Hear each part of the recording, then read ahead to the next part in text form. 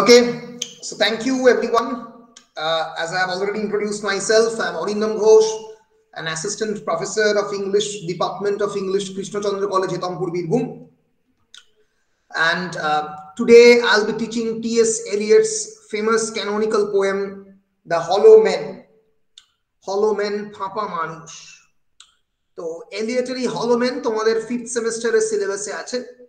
আজকে আমরা সেটা শুরু করব। আমরা already love song of J Alfred Prufrock, we have already finished that. So let us begin with the hollow men.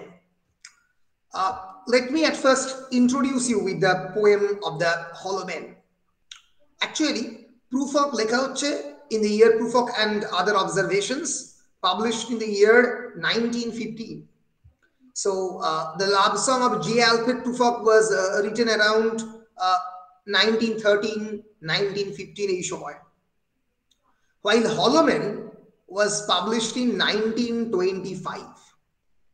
It's a very famous poem by the modernist writer T.S. Eliot, and much like his work, its themes are overlapping and fragmentary. Hollow Men, এই যে আমরা poem যখন আমরা টেক্সটটা পড়বো, আমরা দেখবো পোয়েমটা পাঁচটা সেকশনে বিভক্ত, এবং these 5 sections will almost seems fragmentary. They are fragmented, they are not unified by a single theme. যেন এই 5টা সেকশনের মধ্যে কোনো আলাদা করে কোনো বিরাট রিলেশন নেই, আমাদের এটা পড়ে মনে হবে।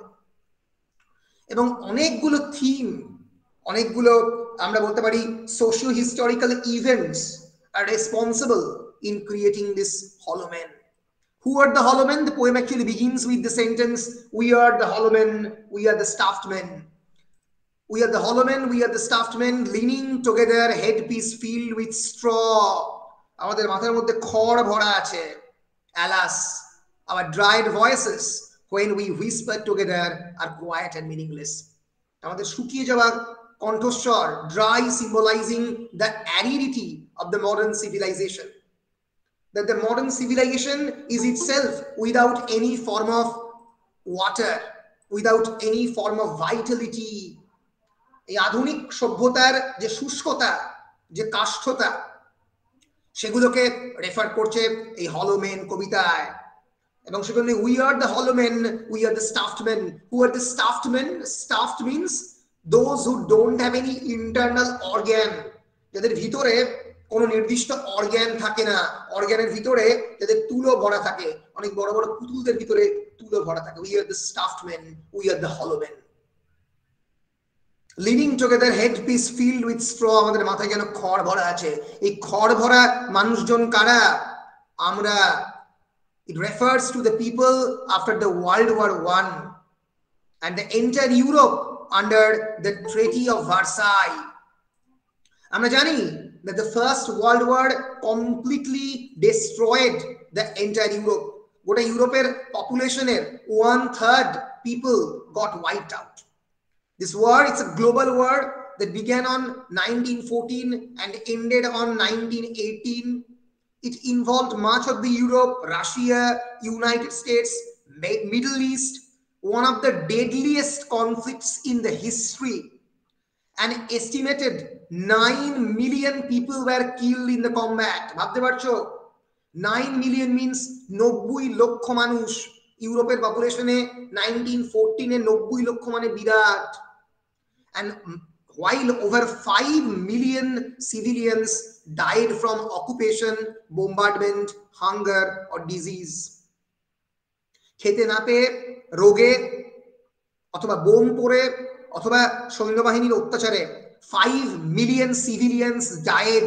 যারা যুদ্ধে পার্টিসিপেট করেনি, এরকম 5 million people. 9 million people মারা গেছিল কমব্যাটে, যুদ্ধ করতে গিয়ে, আর 5 million মানে 50 লক্ষ মানুষ মারা গেছিল যুদ্ধে না গিয়ে। One of the greatest genocides perpetrated by the Ottomans and the 1918 Spanish flu pandemic spread by the movement of the combatants during the war caused many millions of additional deaths.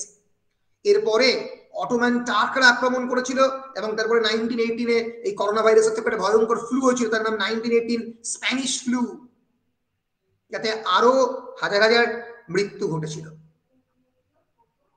ফলে এই যে একটা যুদ্ধ, যে যুদ্ধতে ট্রিপল আতায়েত, ট্রিপল এন্টেন্ট বলা হয়, যেখানে France, Russia এবং ব্রিটেন, আরেকদিকে ট্রিপল অ্যালায়েন্স যেখানে জার্মানি, অস্ট্রিয়া, হাঙ্গারি এবং ইটালি, এই তিন ছটা মাত্র দেশ লড়েছিল, কিন্তু মারা গেছিল more than 9+5, near about 14 million people, 1,40,00,000,000 মানুষ এই যুদ্ধে মারা গিয়েছিল। এই যুদ্ধ, এই world war first actually changed the perception of the humanity to Eliot. মানব সভ্যতা, মানবতার ডেফিনেশন এলিয়টের কাছে after the post world war first it completely changed. এবং the first world war actually ended with the treaty of the Versailles, VRSILLES, Versailles basically ইটালির একটা নগর, ইটালির একটা particular শহরের নাম। এটা কি? It is basically a piece ট্রিটি, শান্তি চুক্তি, কিন্তু basically the treaty is almost an insult to the Germany and the allied powers. এটা একটা, অনেকেই বলে মানবতার চরম অবমান। জার্মানি খুবই খারাপ কাজ করেছিল ফার্স্ট ওয়ার্ল্ড ওয়ারে, তারাই যুদ্ধটা শুরু করেছিল, কিন্তু the treaty ended the state of the war between Germany and the Allied powers, and it was signed on 28th of June 1919 in the Palace of Versailles. Versailles, আমি ভুল বলেছি, ইটালি নয়, এটা প্যারিস, এটা ফ্রান্সের প্যারিসের একটা নগরী ভার্সাই, এবং সেখানে এই ট্রেটি করা হয়েছিল। এবং এই ট্রেটিতে যেটা বলা হয়েছিল লিগ অফ নেশনস, এই ট্রেটির মাধ্যমে তৈরি হয়েছিল, যেটা ইউনাইটেড নেশনসের আগের স্টেজ আমরা বলতে পারি। পরবর্তীকালে লিগ অফ নেশনস মানে goat wiped out, league of Nations dissolve করে যায়। কিন্তু বেসিক্যালি জার্মানদেরকে এই ট্রেটি জোর করে সাইন করানো হয়েছিল এবং তাদের বিভিন্ন অবমানকর চুক্তি তাদের উপরে চাপিয়ে দেওয়া হয়েছিল, এবং বলা হয়েছিল that Germany will accept all the responsibility of this war, এবং তার ওয়ারে যা দেশে যা ক্ষতি হয়েছে পুরোটা বিয়ার করবে জার্মানি। এবং জার্মানির এগেনস্ট আর্টিকেল 223 অনুযায়ী একটা ওয়ার গিল্ড ক্লজ তৈরি করা হয়েছে। ওয়ারের যে গিল্ড, যুদ্ধ করেছো তার যে সমস্ত দায়িত্ব, তার যে সমস্ত অনেক খারাপ কাজগুলো তোমরা করেছো, তার জন্য গিল্ড তোমাদেরকে বিয়ার করতে হবে। এবং এটা একটা জোর করে চাপিয়ে দেওয়া চুক্তি, কারণ হতে পারে জার্মানি যুদ্ধটা শুরু করেছিল কারণ, কিন্তু যুদ্ধতে ইকুয়ালি পার্টিসিপেট করেছিল Russia, America, Britain and other forces. ফলে এই ভয়ঙ্কর যুদ্ধের আমরা বলতে পারি একটা প্রভাব এই হলোমেনের মধ্যে পড়েছিল।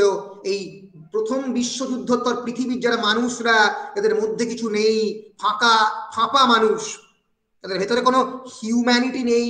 আমি বলি ইন্ডিয়ান ফিলোসফিতে ধর্ম শব্দের অর্থ হলো ধৃ ধাতুর সঙ্গে ময়ে প্রত্যয় যোগ করে ধর্ম। যেরকম বরফের ধর্ম হচ্ছে শীতল করা, আগুনের ধর্ম উত্তাপ সৃষ্টি করা, পুড়িয়ে দেওয়া, মানুষের ধর্ম হচ্ছে মনুষ্যত্ব। Humanity is the greatest religion of the human. কিন্তু সেই হিউম্যানিটি যদি মানুষের মধ্য থেকে সরিয়ে দেওয়া হয়, তাহলে মানুষ কি হয়? হলো। ফলে এই যে ওয়ার্ল্ড ওয়ার ফার্স্ট এর ইনফ্লুয়েন্স এবং ট্রেটি অফ ভার্সাই এর influence, which Eliot despised mean hated, এটা এলিয়ট ঘৃণা করত। The atmosphere of the hopelessness and religious conversion, Eliot এই সময়ই প্রথমবার ভাবতে শুরু করেন that he will be converted into a Christian. Eliot, remember, Eliot was a nihilist.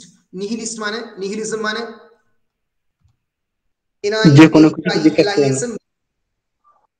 যে কোনো কিছুতে বিশ্বাস করে না। The person who doesn't believe in anything, rejection of all religious and moral principles, the belief that the life and the world is meaningless, এই পৃথিবী এবং জীবনের কোনো মানে নেই, the world is absolutely without any values. Eliot এই থিওরিতে বিশ্বাস করত, এবং তোমরা যারা প্রুফ অফ পড়েছো তারা বুঝেছো I am a pair of ragged claws scuttling over the floors of the silent seas. আমি একটা নখের মতো, যে নখটা এই পৃথিবীর উপরে এই সমুদ্রের পৃষ্ঠে কেবলমাত্র আঁকিবুকি কেটে যায়। So Eliot strongly believed on this nihilism, that the world is baseless and life is meaningless, that knowledge is impossible, জ্ঞান বলে পৃথিবীতে কিছু নেই। তোমরা যদি এই মুহূর্তে নিহিলিস্ট হয়ে পড়ো তাহলে আর এই ক্লাস করবার কোনো মানে হয় না। So nihilism is a philosophy. এই এলিয়ট কিন্তু, টি.এস. এলিয়ট কিন্তু আস্তে আস্তে ঈশ্বরে বিশ্বাস করতে আরম্ভ করে। বলো স্যার, নিহিলিজম আর এথেইজমের মধ্যে তফাৎ? নিহিলিজম আর এথেইজমের মধ্যে সবচেয়ে খুব ভালো প্রশ্ন। তফাৎ হচ্ছে atheism is non believing in God, নিরীশ্বরবাদ। এথেইজমের এক্সাক্ট বাংলা যে ঈশ্বরে বিশ্বাস করে না, do not believe in God. But nihilists don't believe in anything, do not in fact believe in life or in existence. নিজেদের অস্তিত্বই বিশ্বাস করে না, বিশ্বাস করে না মানুষের এই পৃথিবীতে কোনো প্রয়োজন আছে। এথেইস্টরা তা নয়। এথেইস্টরা বিশ্বাস করে যে মানুষের প্রয়োজন আছে, ঈশ্বর এই পৃথিবীতে আছে সেটা বিশ্বাস করে না। That is the basic difference between atheist and nihilist. আর এক ধরনের আছে অ্যাগনস্টিক। অ্যাগনস্টিকরা বিলিভ করে যে neither supports the existence not the inexistence of the God. ঈশ্বরের অস্তিত্ব বা অনস্তিত্ব কোনোটাতেই বিশ্বাস করে না এই অ্যাগনস্টিকরা। আমি বেসিক্যালি অ্যাগনস্টিকরা যারা মাঝামাঝি থাকে, মনে থাকবে? হ্যাঁ স্যার। বেশ। ফলে এলিয়ট এই সময় কিন্তু প্রথমবার এই অ্যাংলিকান রিলিজিয়ন আমরা দেখব।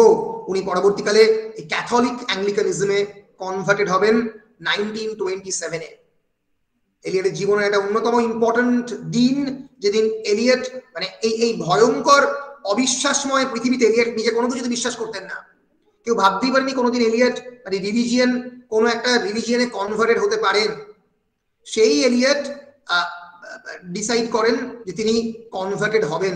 তখন সবাই সত্যি অবাক হয়েছিল, এই যে conversion to Anglicanism and British citizenship. On 29th of June 1927, Eliot converted from the Unitarianism, জন্মসূত্রে এলিয়ট ইউনিটেরিয়ান ছিল, কিন্তু he was basically a non-believer, he was basically a nihilist। এবং পরবর্তীকালে তিনি এই চার্চ অফ দ্য ইংল্যান্ডে, অ্যাংলো ক্যাথলিক চার্চে converted হন। সবাই অবাক হয়ে গিয়েছিল যে এলিয়টের মতো একটা মানুষ যে পৃথিবীতে কিছুতে বিশ্বাস করে না, সে এটা হতে পারে। এই হলোম্যান আমরা বলতে পারি is almost like the Nadir and the bottom line, একদম শেষে পৌঁছে গেছিলেন এলিয়ট। এরপরে এলিয়টকে কোনো কিছুতে বিশ্বাস করতেই হতো। ফলে এই যে হোপলেসনেস এবং সেখান থেকে রিডেমশন মানে হচ্ছে নিজেকে মুক্ত করা, কোনো কিছুতে বিশ্বাস করা। And some critics argue his failed marriage with Vivienne Haywood, তার প্রথম ম্যারেজ হয়েছিল ভিভিয়েন হাইউড। এলিয়ট অত্যন্ত সুন্দরী মহিলা ছিল, এলিয়টের প্রথম পক্ষের স্ত্রী। She married Eliot in 1915. অনেকে বলে এই proof of and other observations যখন লেখা হচ্ছে 1915-এ, অ্যাকচুয়ালি যে মহিলাকে প্রুফ অফ প্রপোজ করতে যাচ্ছে তিনি এই ভিভিয়েন হাইউড। অ্যারিস্টোক্রেটিক লেডি, কেউ জানে না যে এলিয়টের প্রপোজাল তিনি অ্যাকসেপ্ট করবে কি করবেন না। সেই যে অ্যাংজাইটি, সেখান থেকে এলিয়ট লিখে ফেলে the love song of G and proof of. কিন্তু ফাইনালি ভিভিয়েন তাকে বিয়ে করেছিল, কিন্তু বিয়ের পরে Vivienne turned into an insane woman। অনেকেই বলে তিনি she was transformed into a mad personality, পাগল হয়ে গিয়েছিল। এবং এলিয়টকে সেজন্য তার পরে আবার তার সেকেন্ড ম্যারেজ করতে হয় অনেক বছর বাদে, তার চেয়ে প্রায় 40 বছরের একজন ছোট মহিলাকে। সো এই যে পুরো এই পার্সোনাল ব্যাকগ্রাউন্ড, এই first world war, treaty of the Versailles, atmosphere of the hopelessness, feeling of the redemption, his failed marriage with Vivienne Haywood, এই পোয়েমটা এই সব কিছু ব্যাকগ্রাউন্ডকে মিলিয়ে তৈরি হয়েছিল।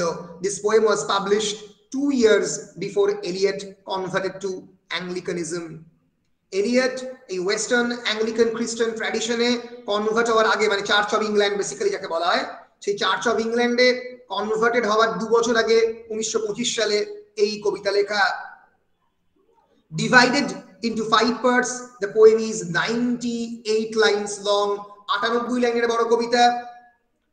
and Eliot's New York Times obituary in 1965 যখন এলিয়ট মারা যায় 1965 সালে নিউ ইয়র্ক টাইমস একটা obituary লেখে, it identified the final four as probably the most quoted lines of any 20th century poet writing in English. তার এই যে চারটে স্টানজা হলোম্যানের, এই চারটে স্টানজা 20 শতকের মানে 20th সেঞ্চুরির সব থেকে বেশি কোটেড পোয়েম বলে ধরা হয়, সব থেকে বেশি কোট করা হয়েছে। বিখ্যাত লাইনগুলো, the eyes are not here, there are no eyes here, এই পৃথিবীতে কোনো চোখ নেই, চোখ চোখ চোখ কিসের সিম্বল? চোখ কনসিয়েন্সের সিম্বল, বিবেকের সিম্বল। এই পৃথিবীতে কোনো বিবেক নেই, বিবেক নেই। in this valley of dying stars, এই মৃত্যু উপত্যকায় যেখানে তারাদের মৃত্যু ঘটে, স্বপ্নের মৃত্যু ঘটে, in this hollow valley, this broken jaw of our lost kingdoms, আমাদের এই যে ভাঙা চোয়াল, এই চোয়ালের উপত্যকায় আমরা এসে হাজির হয়েছি। ফলে এই অদ্ভুত ডেথ ভ্যালি একটা মৃত্যু উপত্যকার ডেসক্রিপশন দিচ্ছে এই হলোম্যান। হলোম্যানের এপিগ্রাফটা খুবই ইন্টারেস্টিং, আমরা পড়বো এপিগ্রাফ নিয়ে, ইনফ্যাক্ট হলোম্যানের কোয়েশ্চেন আসে। ফলে this poem is generally identified as probably the most quoted lines of any 20th century poet writing in English. সব থেকে বেশি মানুষ এই পোয়েমকে কোট করেছেন বিভিন্ন সময়। ফলে বুঝতেই পারছো অত্যন্ত অত্যন্ত বিখ্যাত পোয়েম, অত্যন্ত বিখ্যাত পোয়েম হচ্ছে এই দ্য হলো ম্যান। অদ্ভুত কবিতা, আমরা পড়ার চেষ্টা করব, এলিয়টের লেখা এই বিখ্যাত কবিতাকে বোঝার চেষ্টা করব। এই হচ্ছে মোটামুটি এলিয়টের পোয়েমের ব্যাকগ্রাউন্ড। বলো, কারোর বুঝতে অসুবিধা হয়েছে? প্রশ্ন আছে? বেশ বেশ, প্রশ্ন না থাকলে আমরা যেটা করবো সেটা হচ্ছে পোয়েমটা এমনিতেই প্রচুর ইমেজারিতে লোডেড। সো পোয়েমটা পড়তে পড়তে আমরা অলরেডি মডার্নিজমের বিভিন্ন ব্যাকগ্রাউন্ডের ইন্ট্রোডাকশন অলরেডি দিয়ে দিয়েছি। ফলে এই আধুনিকতাই আধুনিক সমাজের সঙ্গে হলোম্যান আমরা ইকুয়েট করতে করতে পড়তে যাব। এই পোয়েমটা শুরু হচ্ছে একটা বিখ্যাত এপিগ্রাফ দিয়ে। Epigraph means a quotation from other literary work. Mister Kurtz he dead, কারোর কোন আইডিয়া রয়েছে এটা কোনখান থেকে নেওয়া হয়েছে? Mister Kurtz he dead, sir Joseph কনরাডের heart of darkness. yes, Joseph কনরাডের লেখা হার্ট অফ ডার্কনেস, একটা অত্যন্ত ফেমাস নভেল। আমার এর উপরে ক্লাসও রয়েছে, Vidyasagar university directorate of distance এডুকেশনে হার্ট অফ ডার্কনেস সিলেবাসে আছে। তো আগের বারে মাস্টার ডিগ্রিতে আমি ক্লাস নিয়েছিলাম এই হার্ট অফ ডার্কনেসে।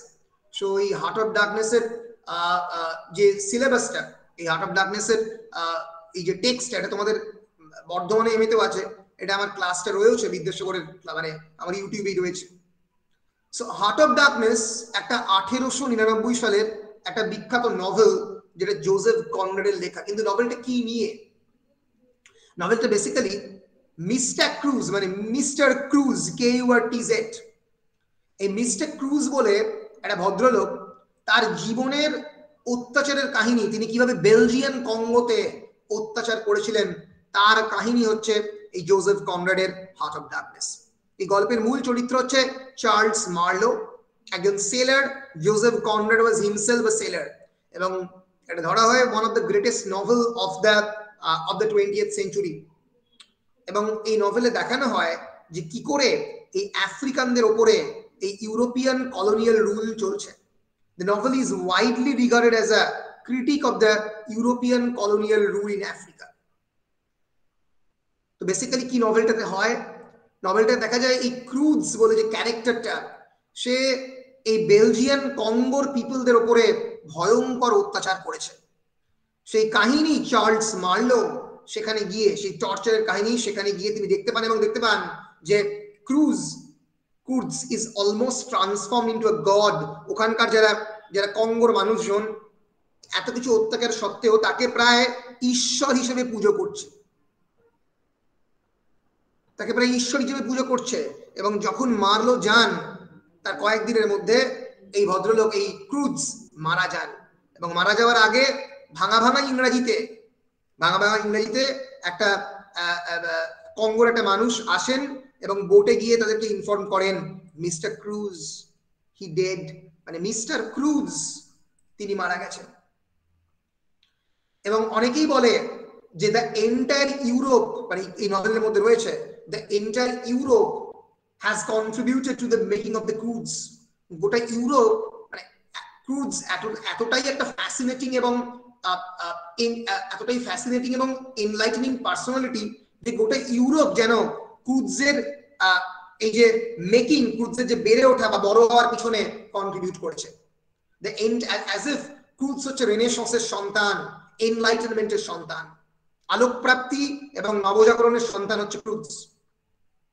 সেই মিস্টার ক্রুজ মারা গেল কঙ্গোর একটা ছোট্ট বোটের মধ্যে, এবং চার্লস মার্লো কাছে একটা ছোট মতো বেটে কালো লোক ইনফর্ম করছে, black man is informing Marlow that mister Kurtz he dead, তিনি মারা গেছেন।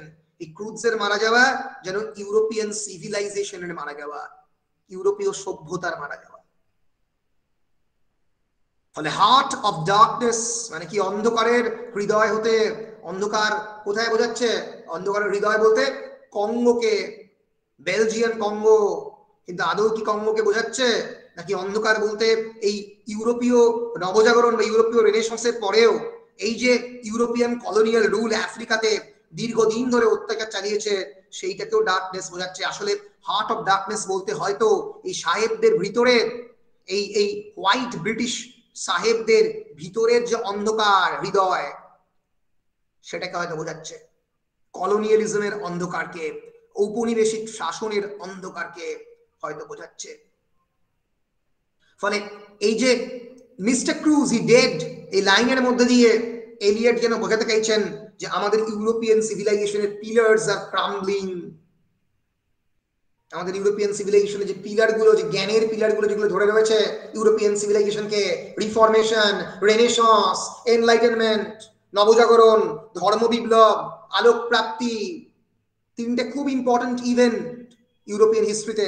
আমি বলেছি রেনেসাঁস ঘটেছে 14th সেঞ্চুরিতে, এনলাইটেনমেন্ট 1715 টু 1789 এই পিরিয়ডটাকে বোঝা বলে, হবস ল, রুশো, এবং রিফরমেশন হচ্ছে 1510 থেকে শুরু হচ্ছে, মার্টিন লুথার কিং যখন প্রথমবার ক্যাথলিসিজমকে প্রশ্ন করছেন এবং তৈরি করছেন প্রথমবার প্রোটেস্ট্যান্ট ধর্ম বিপ্লব বলা হয়, ধর্ম সংস্কারও বলতে পারো রিফরমেশনকে। ফলে এই যে রিফরমেশন, রেনেসাঁস এবং এনলাইটেনমেন্টে তৈরি হওয়া ইউরোপ, সেই ইউরোপের প্রোডাক্ট হচ্ছে মিস্টার ক্রুজ। তিনি মারা যাচ্ছেন অত্যাচার করে বেলজিয়ানের কয়েকটা কালো মানুষকে। এর ফলে যেন ইউরোপেরও পতন ঘটছে, ইউরোপের পিলার গুলো কাঁপছে। হলোম্যান লেখা হচ্ছে ফার্স্ট ওয়ার্ল্ড ওয়ারের পরে, হার্ট অফ ডার্কনেস লেখা হচ্ছে 1899, ওয়ার্ল্ড ওয়ারের প্রায় 14 বছর আগে। পার্থক্য আছে, পার্থক্য থাকবে। ফলে এলিয়ট দেখাচ্ছে এই ওয়ার্ল্ড ওয়ারের পরে এই ইউরোপের ভিত যেন সম্পূর্ণরূপে নড়ে গেছে। বলো পরিষ্কার কিনা? হ্যাঁ স্যার। আমি বারবারই বলছি এলিয়টের লেখা কিন্তু খুব ভীষণভাবে মেটাফোরিক্যাল। এলিয়টের লেখাকে বুঝতে গেলে লিটারাল অর্থে বোঝা যাবে না, অর্থের ভিতরে ঢুকতে হবে, ভিতরে ঢুকে বুঝতে হবে, নাহলে বুঝতে পারবে না। এবং এলিয়ট এই স্টাইলটা কি তার সমস্ত লেখার মধ্যে নিচ্ছে, মেটাফোরিক্যাল, মেটাফর কি ইউজ করছে, symbolical, full of imagery, image কি ইউজ করছেন এলিয়ট। তার পরের লাইন আরো একটা বিখ্যাত line, a penny for the old গাই।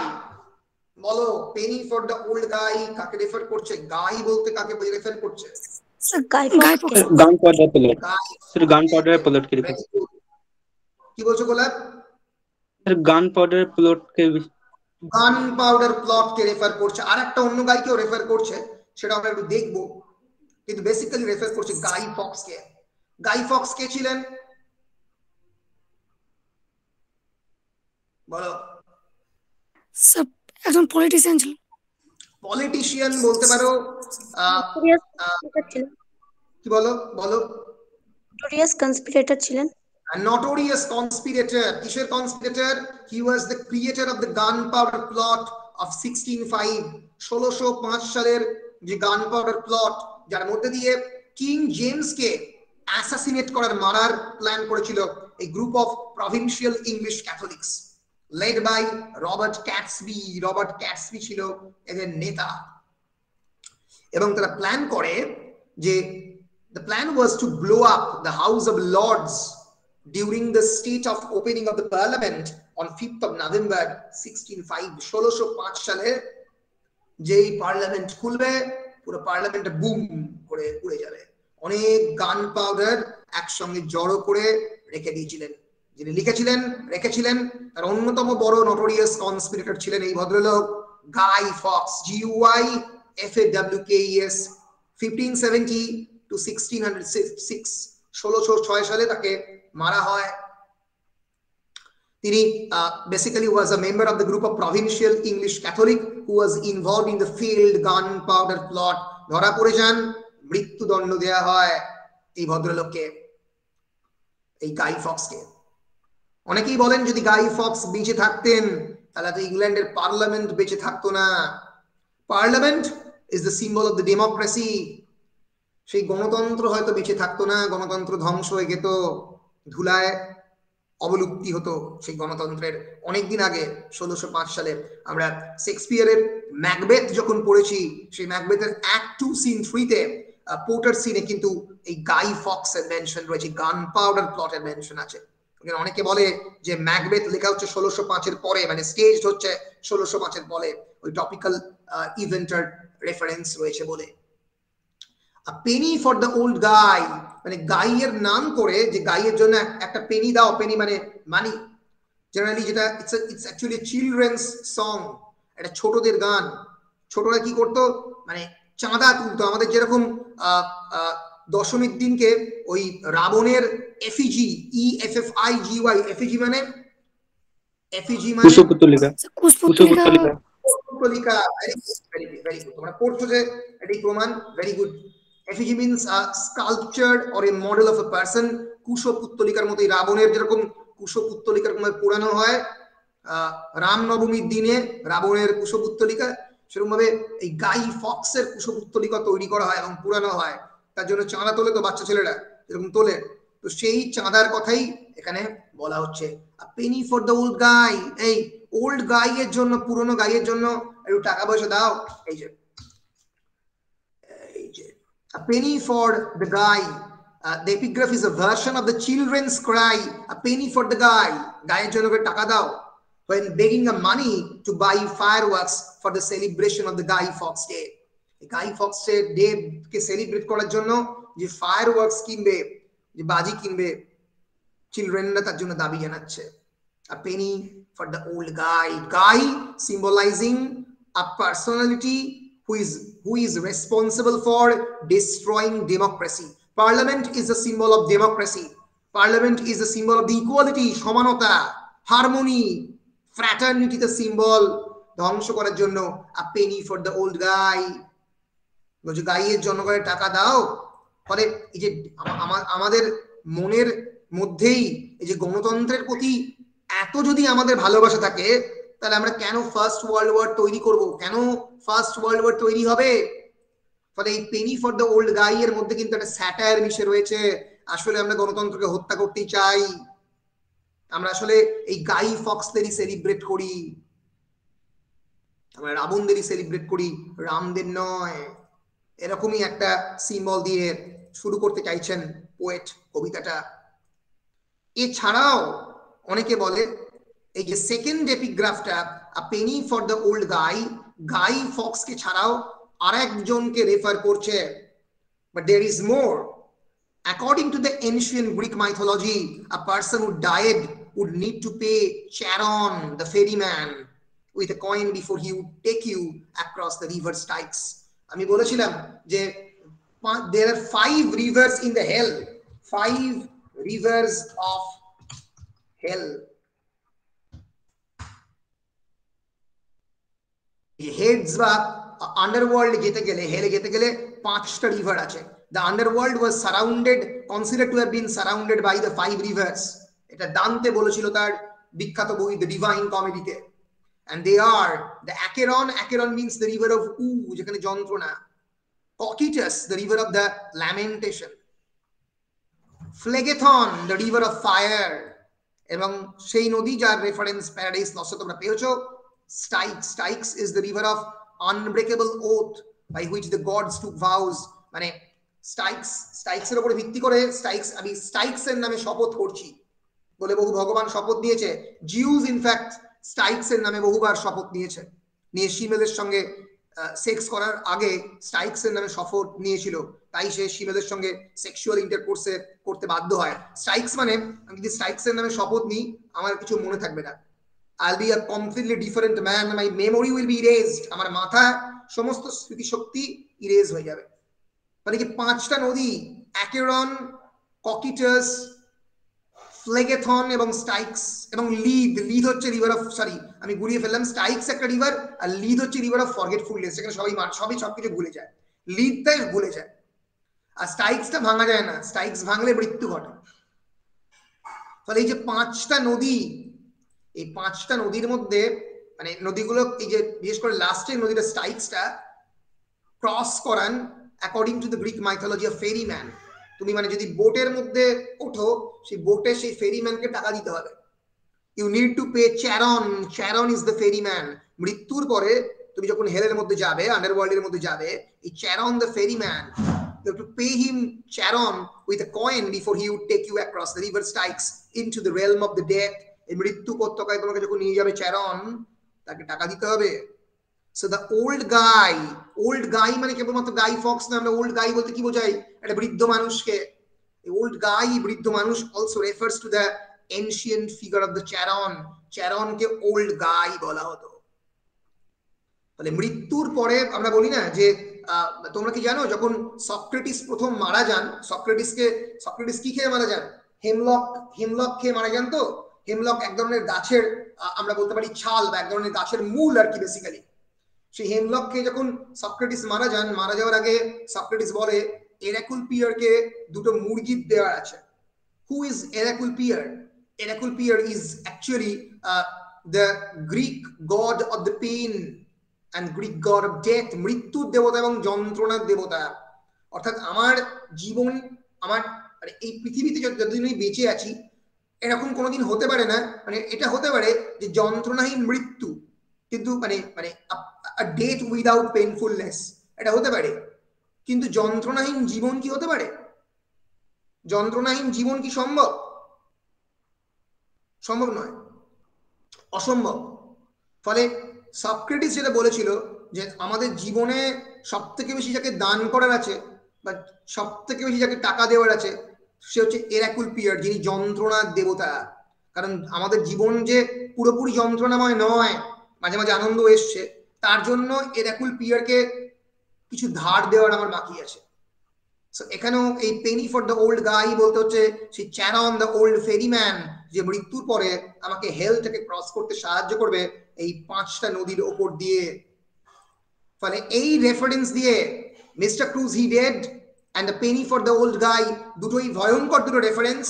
একটা মৃত্যুর রেফারেন্স, একটা গণতন্ত্র ধ্বংস হওয়ার রেফারেন্স, আর একটা মানুষ যে টর্চার করেছে তার রেফারেন্স।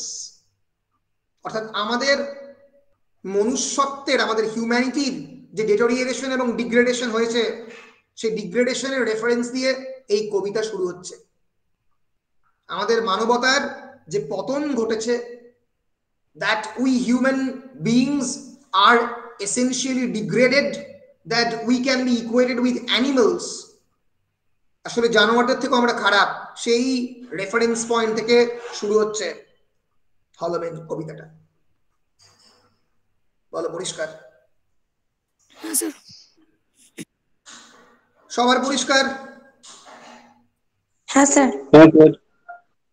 বেশ, লোডেড কবিতা, কবিতার মধ্যে অনেক ধরনের রেফারেন্স রয়েছে, কবিতাটা একটু শক্ত কবিতা।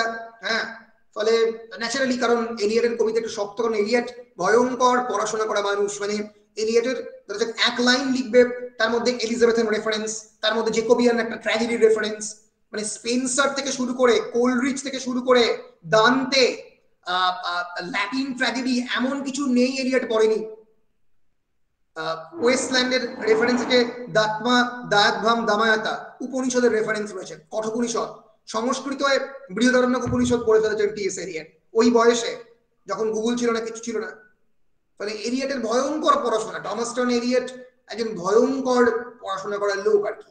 ফলে এলিয়টের কবিতা পড়া মানে কিন্তু খুব মানে লোডেড জিনিসপত্র পড়া, মাথায় দেখো স্যার কঠিন খুব। এলিয়ট ইজ ডিফিকাল্ট, এলিয়ট খুবই কঠিন। এলিয়টের প্রত্যেকটা কবিতা খুব কঠিন। তোমরা যখন মাস্টার্সে ওয়েস্টল্যান্ড পড়ে তোমরা দেখবে খুবই কঠিন। এলিয়ট ইজ টাফ, কারণ এলিয়ট নিজে খুব শক্ত পড়াশোনা করে জিনিসগুলো শিখেছেন। ফলে এলিয়ট ধরে নেন যে তার পাঠকরাও খুবই পড়াশোনা করে আসবে এবং এসে জিনিসগুলোকে এনকাউন্টার করবে। কিন্তু পাঠকের তত সময় নেই, এত পড়াশোনা করে তো লোকজন আর কবিতা পড়ে না। কিন্তু Eliot was really a very popular poet. সেই সময় ভয়ঙ্কর জনপ্রিয় ছিলেন Eliot. Eliot received Nobel prize in 1948, 48 Nobel prize পান টি.এস. এলিয়ট। এলিয়ট কিন্তু সত্যি খুব পপুলার হয়েছিলেন জীবন দশায়। সমস্ত সুন্দরী মহিলা এলিয়টের দিকে অ্যাট্রাক্টেড ছিল। এলিয়ট নোবেল প্রাইজ পান। এলিয়ট বিরাট বড় পাবলিশিং এজেন্সি খোলেন, ফেভার অ্যান্ড ফেভার বলে। এবং এলিয়টকে দেখতে একেবারেই পোয়েটের মতো ছিল না, খুবই স্মার্ট ইয়াং ম্যান ছিল। সিগার টিগার খেতেন, সবসময় দেখবে সুটেড বুটেড হয়ে থাকতেন, দেখে মনে হয় যেন একটা ব্যাংকের ম্যানেজিং ডিরেক্টর। এলিয়ট এরকমই ছিলেন, খুবই খুবই পপুলার ছিলেন T S. Eliot, and he was really tough. তার লেখা খুবই শক্ত ছিল। স্যার ছবিটা দেখান। ডিপার্টমেন্টে আছে স্যার, দেখেছি। ডিপার্টমেন্টে টি.এস. এলিয়টের ছবি আছে। এলিয়টের ছবি একটু আগে এখানেও দেখালাম, এই যে অনেক ছবি আছে। এলিয়ট বোর্ডের মধ্যে অঙ্ক কষছে। এলিয়ট, এই যে টি.এস. এলিয়ট, এটা তো মানে অনেকটা বুড়ো বয়সের ছবি এলিয়টের, অনেকটা বয়স হয়ে গেছে। এটাও এলিয়ট অনেকটা বয়স হয়ে গেছে।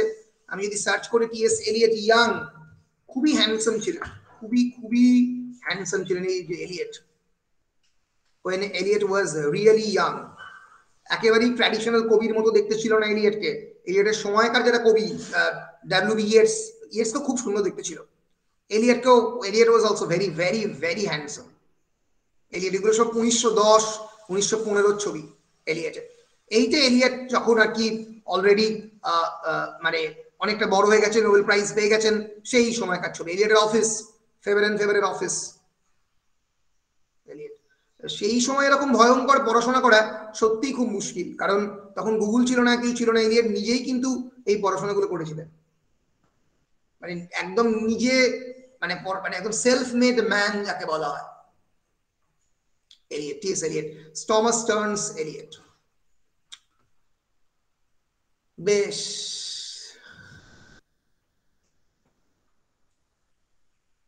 কবিতায় ফেরত আসছি।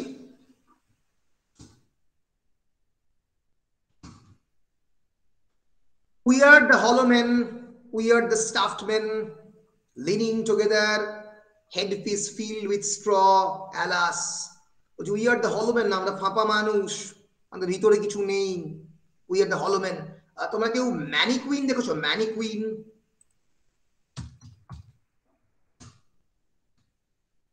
ফিল্ম না, ম্যানিকুইন হচ্ছে, দেখেছো? অবশ্যই দেখেছো। এই যে এইটাকে বলা হয় ম্যানিকুইন।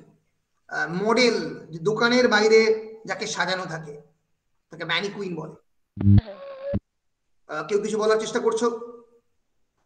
ম্যানিকুইন হচ্ছে মানে বেসিক্যালি এক ধরনের মডেল যার ভিতরে কিছু নেই, absolutely without any kind of internal organ, absolutely inanimate, যার জীবন কিছু নেই। এটা তো মানুষ নয়, এটা মানুষের মতো দেখতে, ভেতরটা সম্পূর্ণ ফাঁপা, ম্যানিকুইন বলা হয়। ওকে, MANNEQUIN, ম্যানিকুইন, মনে থাকবে। সো এলিয়ট এই পুরো যে কনসেপ্ট অফ দ্য হলো ম্যান, সেই সময় ম্যানিকুইন সবে ইউরোপে কনসেপ্ট সবে তৈরি হচ্ছে, শপিং মল তো তখন তৈরি হয়নি, অল্প অল্প বিভিন্ন জায়গায় সে এই ম্যানিকিন বা ম্যানিকুইন রাখা হচ্ছে। So mannequin refers to often an articulated doll used by the artists, tailors, dressmakers, window dressers and others, especially to display or fit clothing. এবং এই যে ডামি গুলোকে সেকেন্ড ওয়ার্ল্ড ওয়ারের পর থেকে এরা খুব পপুলারাইজড হয়, এই mannequin, life size doll basically. তো এলিয়ট এই মানুষকে, এই হলোম্যানদেরকে অনেকটাই ম্যানিকুইনদের সঙ্গে তুলনা করছেন। প্রাণহীন ফাঁপা মানুষ, without any kind of vital forms. We are the stuffed men. Stuffing মানে কি? ভিতরে কিছু একটা ঢুকিয়ে দেওয়া। কি বলছো বাবা, কি বলছো? ভরে দেওয়া কিছু। হ্যাঁ, ভেতরে কিছু একটা ভরে দেওয়া, যেমন গুড় বলছে তুলো ভরে দিলাম, বা আমি বলি না স্টাফড পিলো, পিলোর মধ্যে কিছু একটা ভরা আছে।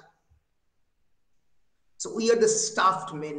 ভাবো, স্টাফড মেন, মানুষজন অলমোস্ট লাইক অটোমাটা। এই শব্দটা শুনেছো তোমরা? অটোমাটা, অটোমাটা, অটোমাটা মানে এক ধরনের রোবট। কেউ কিছু বলছো? ইয়েস, অটোমাটা হচ্ছে এক ধরনের টয় বা এক ধরনের রোবট, যেটা এই 18 সেঞ্চুরি এবং 19 সেঞ্চুরি ইউরোপে খুব পপুলার হয়। এখন অটোমাটা মানে যে কোনো ডলকেই অটোমাটা বলে, কিন্তু সেই সময় অটোমাটা খুব পপুলার ছিল। এরকম একটা ছোট্ট মতো ডল বা ডাইনোসর, ছোট্ট মতো ডাইনোসর এইরকম ঘোরাচ্ছে অটোমাটা। অটোমাটা জেনারেলি স্টাফড হয়, মেকানিক্যাল টয়, মেকানিক্যাল অটোমাটা এরকম দেখতে হয়। এই যে একটা এই যে ডল আসলে বসে যেটা ডল, কিন্তু এটা আসলে একেবারে যন্ত্র দিয়ে তৈরি। এটা এই 18th এবং 19 সেঞ্চুরিতে কিন্তু খুব পপুলার হয়। এটা এখনো অতটা পপুলার নেই, কিন্তু সেই সময় খুব পপুলার ছিল অটোমাটা। অটোমাটা অ্যান্ড্রয়েড, অ্যান্ড্রয়েড বলতে এই অ্যান্ড্রয়েড সিস্টেম নয়, অ্যান্ড্রয়েড বলতে এক ধরনের রোবটকে বোঝানো হয়, তারও নাম হচ্ছে অ্যান্ড্রয়েড, ANDROID। অ্যান্ড্রয়েডকে, অ্যান্ড্রয়েড বলতে কি বোঝানো হয়? Humanoid robot, Android humanoid robot. এই এর সময় এই অ্যান্ড্রয়েড হিউম্যানয়েড রোবটের অল্প অল্প মানে শুরু হচ্ছে কনসেপ্টটা। এখন তো এটা অন্য জায়গায় গেছে, এরকম রোবট বোঝায়। তখন অ্যান্ড্রয়েড বলতে বোঝানো হতো ছোট্ট রোবটকে 19 সেঞ্চুরিতে, ছোট্ট ছোট্ট ডলকে 1910 সালে এই সময়। সো এলিয়টের লেখা কবিতায় we are the stuffed men, আমরা মানুষ, মানুষের কোয়ালিটি কি? মানুষের ইম্পর্টেন্ট কোয়ালিটি হচ্ছে টু বি অ্যানিমেট, সে বেঁচে আছে, তার মধ্যে জৈবিক শারীরবৃত্তীয় কোয়ালিটি থাকতে হবে। কিন্তু আমাদের এলিয়ট বলছে আমি আমার চারপাশের মানুষজনের মধ্যে সেটা দেখতে পাচ্ছি না, মনে হচ্ছে তারা প্রাণহীন মানুষজন, lining together, head piece filled with straw, alas. Lining মানে, লিন করা মানে ঝুঁকে থাকা, একদিকে ঝুঁকে পড়া, অর্থাৎ যেদিকে হাওয়া দিচ্ছে যদি সেদিকে সবাই ঝুঁকে পড়ে। অনেক ক্ষেত্রে দেখবে কাশফুলের ক্ষেত্রে হয়, যেদিকে হাওয়া দিচ্ছে দে আর লিনিং টুয়ার্ডস দ্যাট। অর্থাৎ ইনঅ্যানিমেট জিনিসপত্রের কোনো ভিতরে কোনো প্রাণ থাকে না, তারা দুম করে একটা দিকে ঝুঁকে পড়ে, তাদের নিজস্ব কোনো ওপিনিয়ন নেই, কোনো ইডিওলজি নেই। মানুষের তো এরকম হওয়া উচিত নয়। Lining together, head piece filled with straw, মাথার মধ্যে খড় ভরা হয়েছে, কোনো ইন্টেলিজেন্স ব্রেন নেই। অ্যালাস, কি দুর্ভাগ্যের কথা। Our dried voices when we whisper together are quiet and meaningless. আমাদের এই শুকিয়ে যাওয়া গলাগুলো, dryness symbolizing the aridity of the human civilization. Arid মানে ARID, arid মানে dried, ARID, arid. Aridity means of a land or a climate বলা হয় lacking in interest or excitement or meaning, having little or no rain, যেখানে বৃষ্টি হয় না। বৃষ্টি কিসের সিম্বল? বৃষ্টি লাইফের সিম্বল। আমাদের শুকিয়ে যাওয়া গলা, when we whisper together, আমরা যখন ফিস ফিস করে কথা বলি, আমরা জোরে কথা বলতে পারি না, আমরা ফিস ফিস করে কথা বলি, we whisper together are quiet and meaningless, শান্ত এবং কোনো মানে নেই, absolutely without any meaning,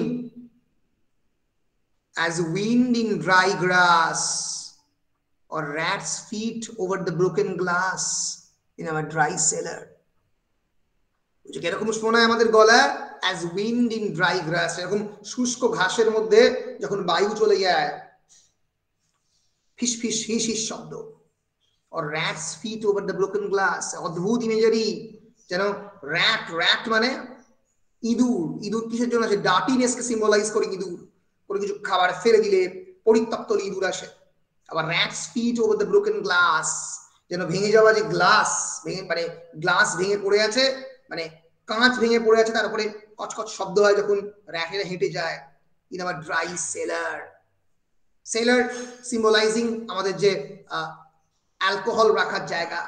dry seller, alcohol রাখার জায়গা কিন্তু কিছু নেই, ফাঁকা, এবং সেখানে র্যাটেরা ঘুরে বেড়াচ্ছে। এমন একটা মানব সভ্যতা যেখানে মানুষরাই নেই, মানুষ দ্বারা পরিত্যক্ত, human civilisation. This hollow men, symbolizing the moral and spiritual condition of the hollow men, actually corresponds to that of the souls described in the Inferno 3.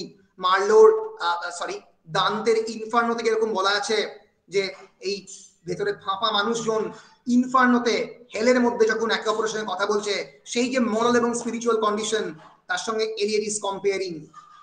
The souls, these are the souls of those who lived without blame and without praise. এই যে soul, এই যে আত্মাগুলো, এই মৃত মানুষের যে মৃত আত্মাগুলো ইনফার্নোতে, তারা সারা জীবন কোনোদিন কোনো ব্লেমও পায়নি, দোষও কেউ দেয়নি এবং কোনো প্রশংসাও পায়নি।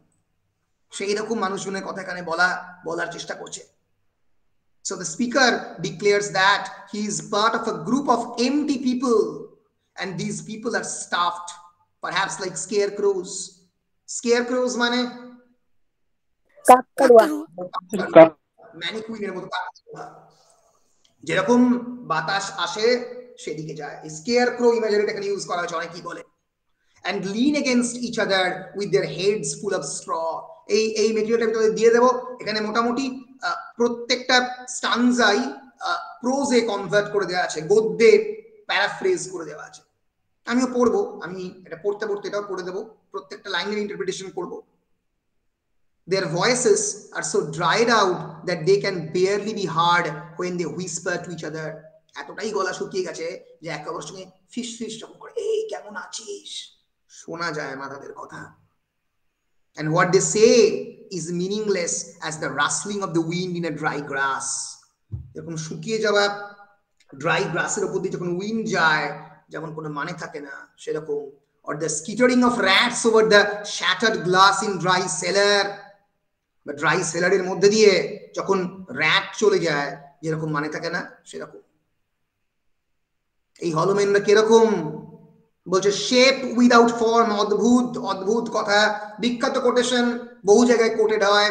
Shape without form, shade without colour, paralysed force, gesture without motion.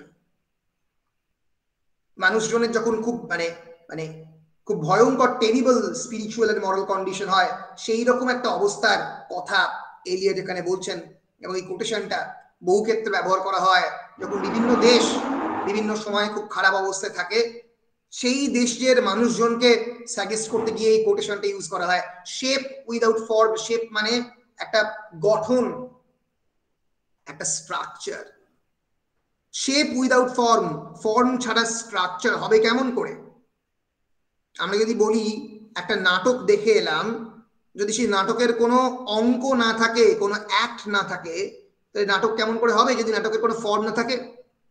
আমি বললাম এটা মোবাইল ধরলাম, যদি মোবাইলের কোনো ফর্ম না থাকে, মোবাইলে যদি কোনো স্ট্রাকচার না থাকে, কোনো টেক্সচার না থাকে, এটা মোবাইল বলে আমি বুঝবো কেমন করে? তাহলে সম্ভব নয়। কিন্তু লেখক বলছেন shape without any form, form ছাড়া shape, shade without colour. Shade কথাটা আমরা কি অর্থে ব্যবহার করি? শেড কথাটা SHAD, শেড আমরা ইউজ করি মানে ছায়া অর্থে তো শেড ইউজ করি, কিন্তু কালার অর্থেও আমরা শেড ইউজ করি। জেনারেলি বিভিন্ন কালারের যে শেড বলতে আমরা শেড ইউজ করি, এই যে ধরা যাক ব্লু এর এই যে different shades of the red, রেডের বিভিন্ন শেডস, এই যে এটা হচ্ছে রেড, এটা চেরি, এটা হচ্ছে রোজ, এটা ক্রিমসন, এটা garnet, ruby, brick, wine, mahogany, blood, sangria, berry, বিভিন্ন ধরনের different shades of the red. রেডই হয়তো প্রায় 1000টার মতো শেড রয়েছে, ইয়েলোর শেড রয়েছে, বিভিন্ন টিন্ট রয়েছে। বলছে শেডস উইদাউট কালার, রং নেই কিন্তু শেড রয়েছে। কিভাবে সম্ভব? মানে যেন আভাটা আছে কিন্তু রংটা নেই। প্যারালাইজড ফোর্স, প্যারালিসিস মানে হোয়াট ইজ প্যারালাইসিস? অক্ষম, অক্ষম, এক ধরনের ডিজিজ। যখন মানুষ নড়তে চড়তে পারে না, ইম্পোর্টেন্ট হয়ে যায়, হাত পা নড়ে না, মুখ নড়ে না, প্যারালাইজড ফোর্স। এই মানুষ, এই হলোমেন্দ্র বলছে প্যারালাইজড ফোর্স মানে এমন একটা ফোর্স যে absolutely paralysed. Gesture without motion, motion মানে মুভমেন্ট, হাত পা নাড়াবার ক্ষমতা। জেস্টার, জেস্টার মানে ডাকছে। জেস্টার উইদাউট মোশন, জেস্টার মানে হাত পা নাড়িয়েই তো লোকে জেস্টার বা পোস্টার করে, কিন্তু বলছে জেস্টার উইদাউট মোশন, কোনো মুভমেন্ট না করা জেস্টার। বলে বুঝতে পারছো মিনিংলেস, যার কোনো মানে নেই। Shape without form, shade without colour, paralysed force, gesture without motion. So these men are basically bodies without definition. দেহ আছে কিন্তু কোনো সংজ্ঞা নেই। দেহের যে সংজ্ঞা, জীববিজ্ঞানের জীবের যে সংজ্ঞা, জীবিত হতে গেলে কি সংজ্ঞা লাগবে? যে মানুষ বেঁচে রয়েছে, বেঁচে থাকতে গেলে কি থাকতে হবে? তাদের কোষগুলো বেঁচে আছে, তারা নিঃশ্বাস প্রশ্বাস নেয়, রেসপিরেটরি সিস্টেম আছে, কিন্তু these men are bodies without definition, shadows without color, frozen strength, action without movement. Movement ছাড়া কাজ কি করে সম্ভব? তাহলে একটা অদ্ভুত ambiguous paradoxical definition of the human being. এই মানুষরা আদৌ আছে কিনা আমরা জানি না। এলিয়ট তাদের কথা বলছেন, those who have crossed with direct eyes to death's other kingdom, যারা those who have crossed with direct eyes to death's other kingdom, যারা জীবিত অবস্থায় চোখ শুদ্ধ, এই যে 5টা নদীর কথা রেফার করলাম, হেলের আদার কিংডম, ডেথস আদার কিংডম, মানে মৃত্যু উপত্যকার মধ্যে দিয়ে যারা জীবিত অবস্থায় গেছে, তাদের চোখ এই যে মৃত্যু দেখেছে, তারপর আর তারা কি জীবিত আছে?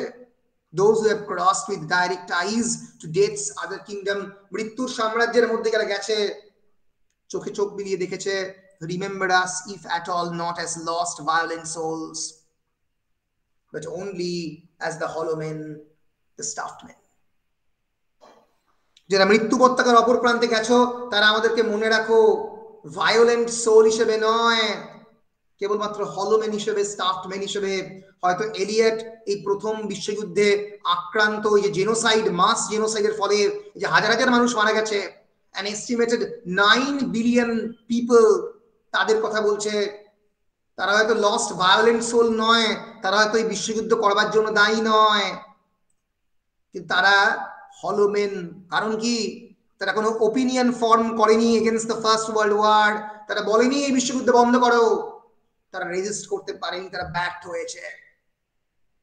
যদি তুমি মৃত্যু উপত্যকার অপর প্রান্তে যাও, আমাকে মনে রেখো not as lost violent soul, but only as hollow men, আমাদের ফাঁপা মানুষ হিসেবে মনে রেখো।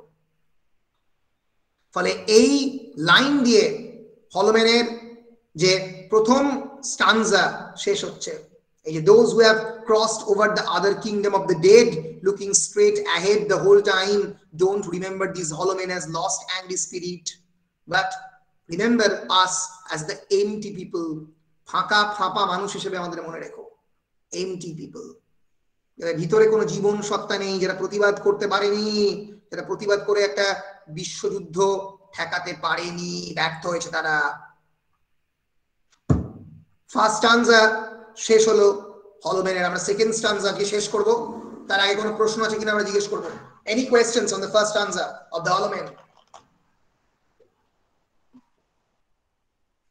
স্যার বলছি, ডেথস আদার কিংডম বলতে কাকে বোঝানো হচ্ছে? ইনফার্নোকে বোঝানো হচ্ছে না হেভেনকে বোঝানো হচ্ছে? আরেকবার কোনখানটা বলো স্যার। ডেথস আদার কিংডম বলতে কোনটা কোনটা বলো? ডেথস আদার কিংডম বলতে ইনফার্নোকে বোঝানো হচ্ছে, হেলকে বোঝানো হচ্ছে। Deaths other kingdom, হেলকে। এই কবিতায় যে কটা আছে, যে কটা রেফারেন্স, বেশিরভাগই হেল, একমাত্র মনে হচ্ছে ওই ফোর্থ স্টান্সে গিয়ে একটা হেভেনের রেফারেন্স রয়েছে, কিন্তু আদারওয়াইজ সবকটাই ইনফার্নো ডেফিনেশন। কি বলছো? ড্রিম কিংডম যেটা আছে সেটা মনে হয় হেভেন বলে। হ্যাঁ হ্যাঁ, ডেটের যে মানে ড্রিম কিংডম যেটা, সেটা হেভেন। হ্যাঁ, যেটা ড্রিম কিংডমকে রেফার করছে সেটা একমাত্র হেভেন। আচ্ছা, কিন্তু আবার অনেক সময় আদার কিংডম আবার মানে এই যে death's other kingdom implies a higher moral and spiritual state than that of the great dream kingdom of a death in life existence inhabited by the hollow man. এখানে একটা অন্য ইন্টারপ্রিটেশন দিয়েছে, এখানে বলেছে ডেথস আদার কিংডম বলতে একটা higher মরাল এবং spiritual state বোঝাচ্ছে আদার দেন দ্য ড্রিম কিংডম। এখানে হয়তো হেভেনকে সাজেস্ট করতে পারে। তাহলে সেক্ষেত্রে যেটা ঘটবে, সেক্ষেত্রে ইন্টারপ্রিটেশনটা এরকম হবে যে যারা হেভেনে গেছো, যারা হেভেনে গেছো, তারা আমাদেরকে মনে রেখো নট অ্যাজ ভায়োলেন্ট সোল, কিন্তু অনলি অ্যাজ হলো মেন। মানে যেটা বললাম সেটাই, যারা হেভেনে গেছো তারা আমাদেরকে এভাবে মনে রেখো, কারণ আমরা প্রতিবাদ করতে পারিনি, আমরা প্রতিবাদ করতে ব্যর্থ হয়েছি। এটা এভাবেও ইন্টারপ্রেট করা যায়।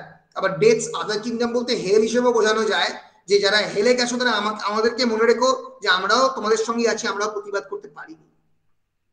দুটোই দুটোই চলবে, কিন্তু মঞ্জু জৈন যেটা করেছে, মঞ্জু জৈন মানে Manju Jain Eliot's selected poems edit করেছেন, অক্সফোর্ডের বইটা, এটা ভালো বই। এখানে death's other kingdom implies a higher moral and spiritual state কে বোঝাচ্ছে, other than that of the death's dream kingdom. এখানে ডেথস ড্রিম কিংডমকে আবার হেল বলেছে। এটা বিভিন্ন জায়গাতে বিভিন্ন ইন্টারপ্রিটেশন হয়। আমি একটা বই পড়েছিলাম, ওই নামটা ভুলে গেলাম, কি চ্যাটারটনের বই, টি.এস. চ্যাটারটন, তিনি আবার এটাকে উল্টো বলেছেন।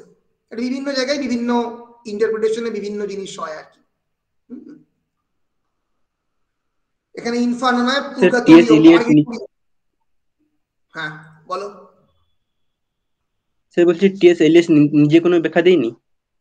না, নিজে কোনোদিন ব্যাখ্যা দেয়নি। এলিয়ট নিজে তো কবিতা নিয়ে কোনো কথা বলতে পছন্দ করতেন না। যদি কেউ জিজ্ঞেস করতেন কবিতা নিয়ে কোনো কথা, উনি বলতেন যে তাহলে আমি কেন কবিতা লিখেছি। কবিরা কোনোদিন নিজের কবিতার ব্যাখ্যা দিতে চান না। কবিরা সবসময় ওপেন এন্ডেড থাকতে চান, তুমি পাঠক হিসেবে তার ইন্টারপ্রিটেশন করবে, কবিরা তো বলবে না কোনোদিন, পরিষ্কার কথা। সুনীল গঙ্গোপাধ্যায়কে বহুবার জিজ্ঞেস করা হচ্ছে যে নীরাকে, সুনীল গঙ্গোপাধ্যায় তার জীবনের প্রায় ৬,০০০ কবিতা লিখেছেন এবং প্রচুর কবিতা নীরাকে নিয়ে, হঠাৎ নীরার জন্য, কিন্তু একবারও কবিতা বলেননি যে কে নীরা। নচিকেতা কোনোদিন বলেনি কে রাজর্ষি। মানে কবিরা কোনোদিন বলে দেন না যে এটার মানে কি, কবিদেরকে ছেড়ে দিতে হয়।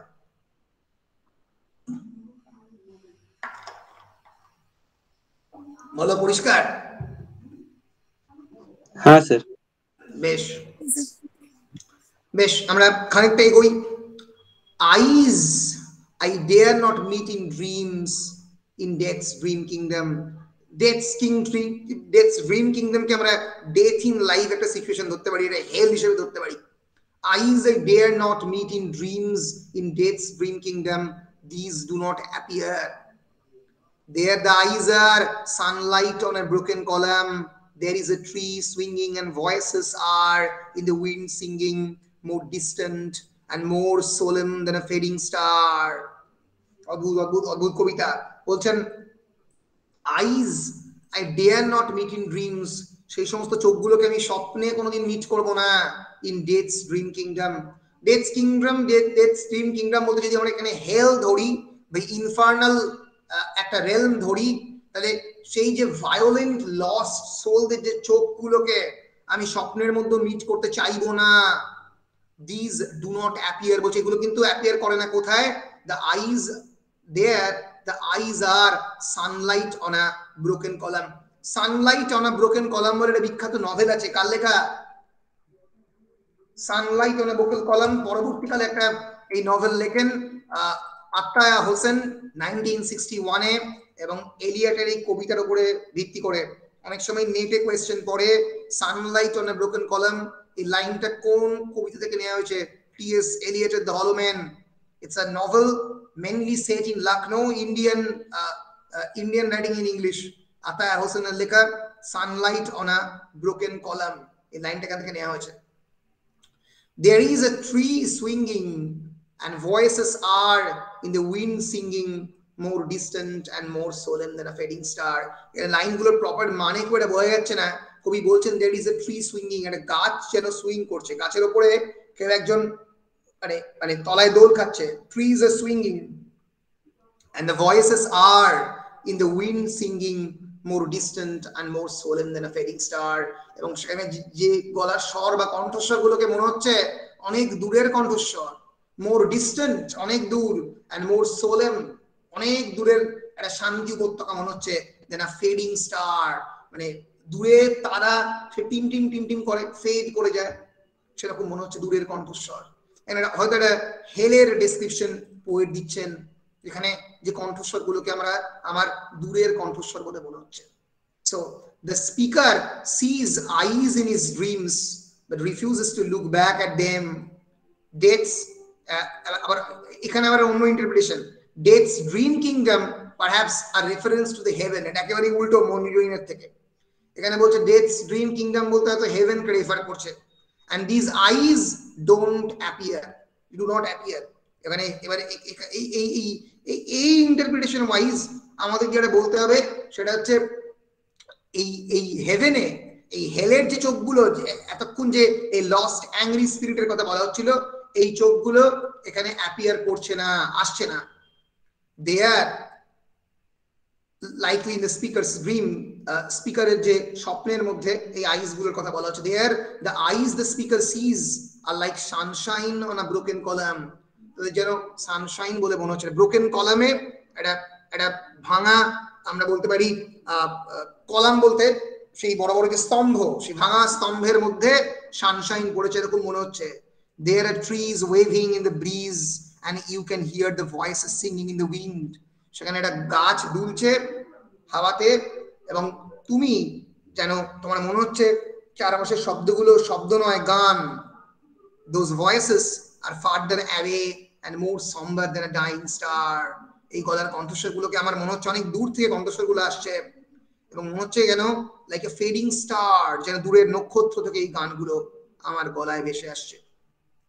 ফলে যদি তুমি ড্রেকস ড্রিম কিংডম বলতে হেভেনকে ইন্টারপ্রেট করো তাহলে একটা ইন্টারপ্রিটেশন হবে, আর হেলকে ইন্টারপ্রেট করলে আর একটা ইন্টারপ্রিটেশন হবে। বিভিন্ন ক্রিটিক বিভিন্ন ভাবে এটাকে ইন্টারপ্রেট করেছেন, কিন্তু বেসিক্যালি এর স্পিরিটটা একই।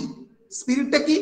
স্পিরিটটা হচ্ছে এখানে এই হলো মেনদের কথা বলা হচ্ছে, those who don't have any voices, those who don't have any humanity, তাদের কোনো মানবতা নেই, তারা ধ্বংস হয়ে গেছে। এই ভাঙাচোরা মৃত্যুবোধটার কথা বলা হয়েছে। যদি এটাকে তুমি হেভেন ধরো তাহলে আগেরটা হেল, যদি আগেরটাকে হেল ধরো তাহলে এটা হেভেন। এইভাবে ইন্টারপ্রেট করতে হবে। বলো স্যার, এটা স্যার হেভেনই মনে হচ্ছে।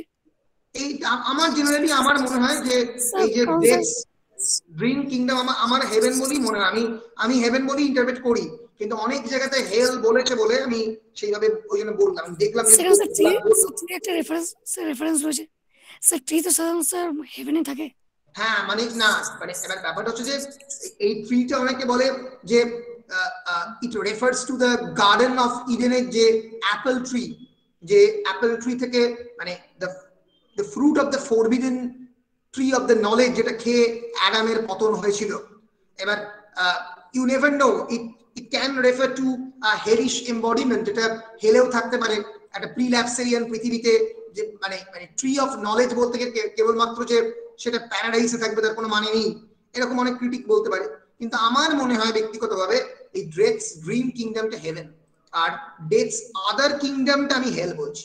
ঠিক আছে, এটা আমার ব্যক্তিগত ইন্টারপ্রিটেশন, কিন্তু অনেক ক্রিটিক অনেক কথা বলেছেন, বিভিন্ন ক্রিটিক বিভিন্ন কথা বলেছেন।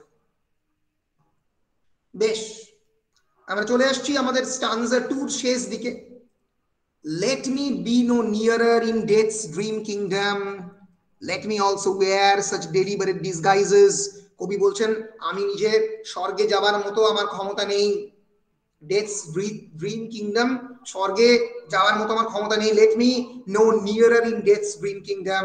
Let me also wear such deliberate disguises. এই জায়গাটা দেখে আমার মনে হচ্ছে এটা হয়তো হেভেনই, কারণ নাহলে কবি কেন বলবেন যে let me also wear such deliberate disguises, এসো আমি মুখোশ পরি, আমি নিজেকে লোকাই।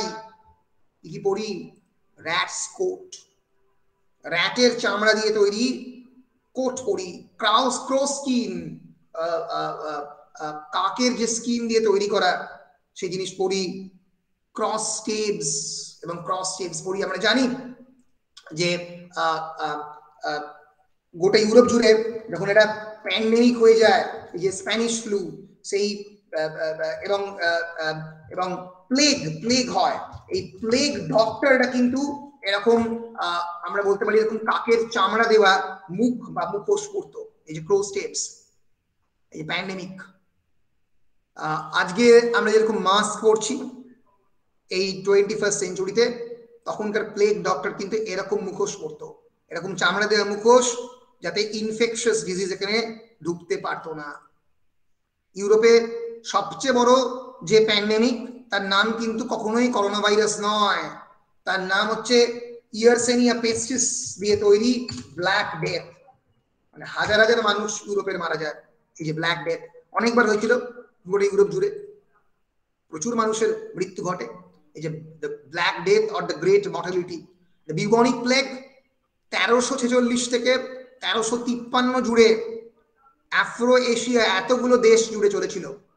And it is the most fatal pandemic recorded in human history. পৃথিবীর ইতিহাসে সবথেকে মৃত্যু হয়েছিল এই প্যান্ডেমিকে, করোনা ভাইরাসে নয়, causing the death of 75, তখনকার কিন্তু হিসেব ছিল না, 75 to 200 million people in Eurasia and North Africa. 1347 থেকে 1353। এই যে ভয়ঙ্কর ব্ল্যাক ডেথ হয়েছিল, এই ব্ল্যাক ডেথে তখন কিন্তু প্লেগ ডক্টর তৈরি হয়েছিল। এই প্লেগ ডক্টরদের তখন ডাক্তারি খুব একটা ভালো পেশা ছিল না, তখন ডাক্তার কেউ হতে চাইতো না, এবং তখন এই প্লেগ ডক্টররা এই ক্রো স্কিন পরে তোমার চামড়ার তৈরি পাখির মতো বিক তৈরি করে তারা চিকিৎসা করতে আসতো। This is actually the mask of a plague doctor. This is actually the mask of a plague doctor. এই যে দূর থেকে দেখতো এই প্লেগ ডক্টর, তার ইনফেকশন না হয়, হাতে একটা ওই হ্যারিকেন নিয়ে সে বেরোতো, অদ্ভুত দেখতে লাগতো তাকে, ভাবো। সো তার সঙ্গে যেন তুলনা করেছে rats coat, crow skin, cross staves in a field, behaving as the wind behaves, no nearer. কেমন ভাবে ব্যবহার করবো, behaving as the wind behaves, যেমন ভাবে বাতাস ব্যবহার করে, যেমন করে গাইছে বাতাস তেমনি করে গাও। রবীন্দ্রনাথের বিখ্যাত লাইন, এখানে বাতাস অর্থে এলিয়ট বলছে যে মানে মানুষের যেখানে নিজস্ব কোনো ওপিনিয়ন নেই, যেখানে নিজস্ব কোনো বক্তব্য নেই, বাতাস যেদিকে বইছে তুমিও সেদিকেই বইছো। These are non opinionated people, দেখো নিজস্ব বক্তব্য নেই, নিজস্ব কোনো ক্ষমতা নেই। Not that final meeting in the twilight kingdom, বলছে no nearer, not that final meeting in the twilight kingdom. বলছে যখন ফাইনাল মিটিং হবে তার কাছাকাছি এখনো পৌঁছয়নি এরা। In the twilight kingdom symbolising the meeting point between hell and the haven.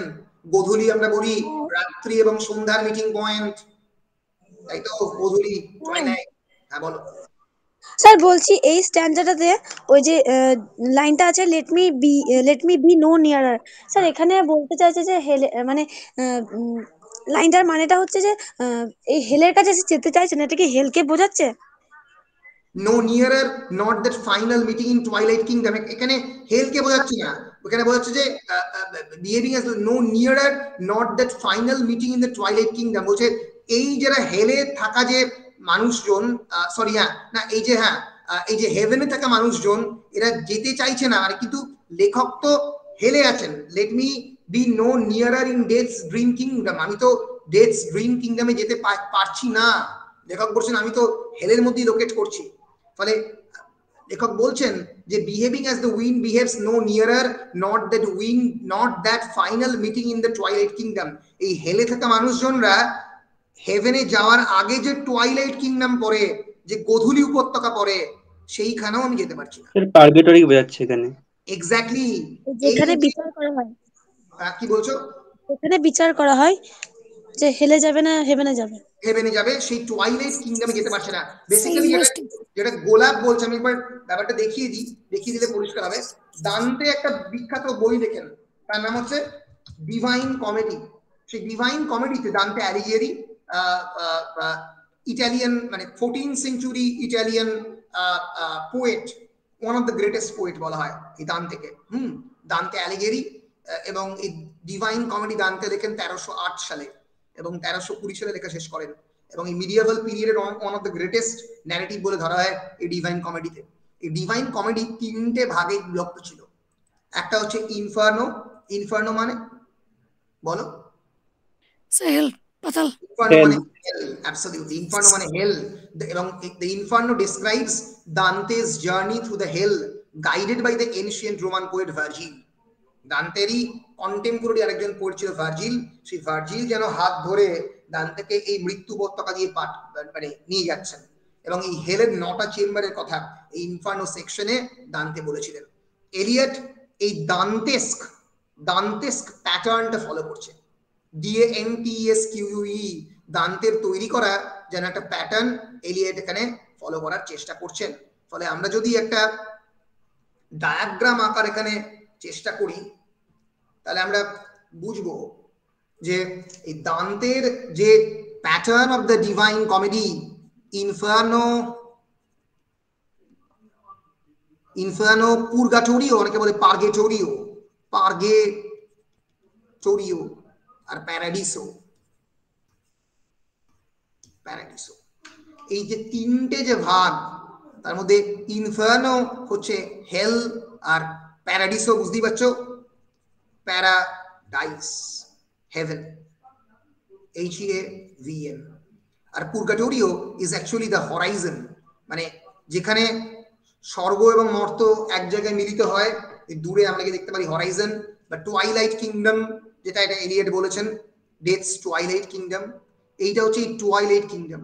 এই তিনটে Inferno, then there is Purgatorio, this is the Purgatorio or Purgatorio, মাঝামাঝি, following the Inferno and preceding the Paradiso. এখানেও পার্গেটোরিওতে mount of the purgatory guided by the Roman poet Virgil, এখানেও Virgil তার সঙ্গে যাচ্ছে। এবং ফাইনালি ডিভাইন কমেডির last section হচ্ছে প্যারাডিসো, স্বর্গ, is the third and the final part of Dante's Divine Comedy, following Inferno and Purgatorio. It is an allegory telling of Dante's journey through the heaven, guided by Beatrice. Beatrice হচ্ছে Dante's lover, যাকে দান্তে এই জন্মে পায়নি, পরের জন্ম হয়তো পাবে বলে দান্তে নিজেকে কল্পনা করছে। এবং এই প্যারাডাইসকে is depicted as a series of concentric spheres surrounding the earth, consisting of the moon, Mercury, Venus, sun.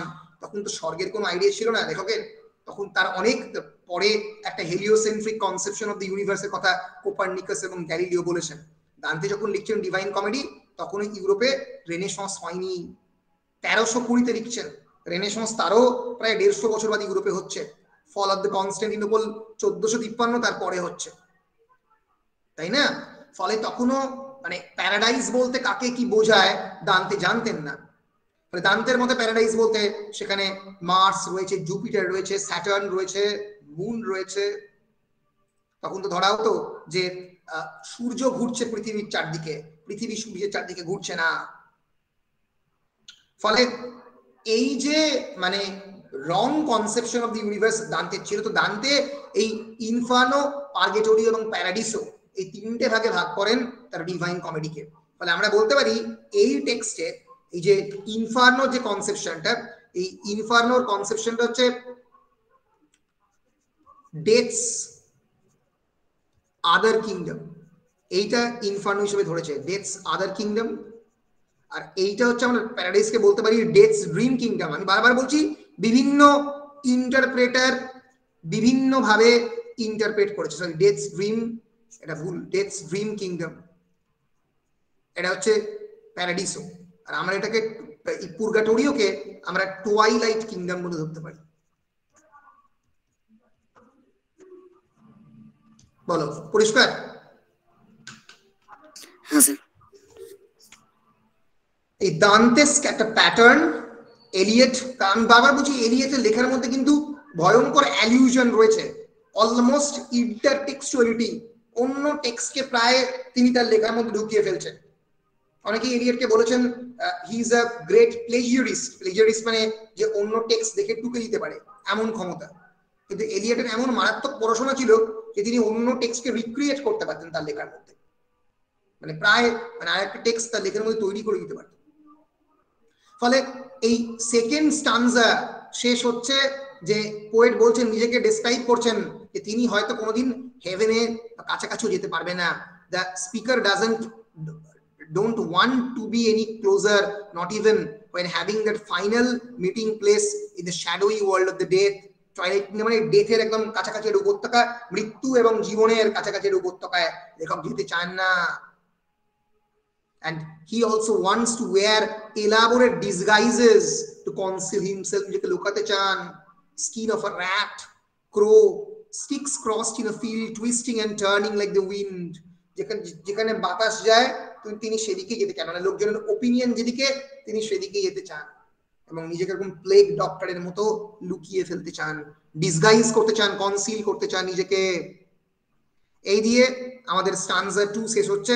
আমরা এখানে আজকে আমাদের রাখছি, পরের দিন আমরা স্টানজা 3, স্টানজা 4 এবং স্টানজা 5 কালকেই পড়ে আমরা এই হলোমেনটা শেষ করব, এবং করে আমরা যাব হচ্ছে মহাত্মা গান্ধীর হিন্দ স্বরাজ। আমাদের বেশি দিন লাগবে না, 2 দিন বা 3 দিনে আমরা শেষ করে ফেলবো হিন্দ স্বরাজ। ব্যাস স্যার ডিটেলে পড়াবেন?